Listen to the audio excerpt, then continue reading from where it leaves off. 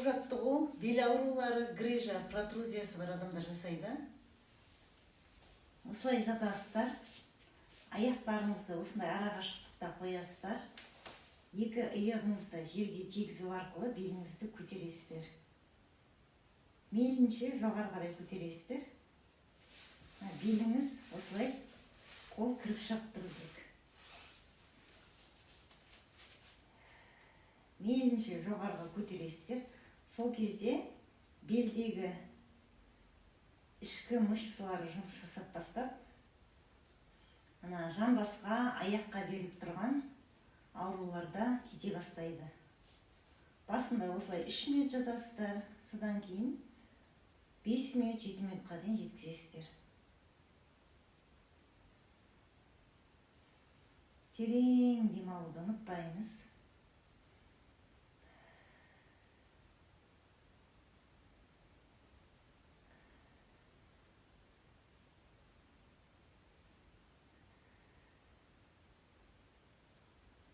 Үш-төрт күнде жеңілдік сезініп,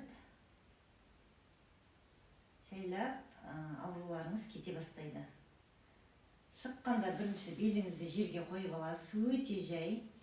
Аяқтарыңызды осылай созасыз.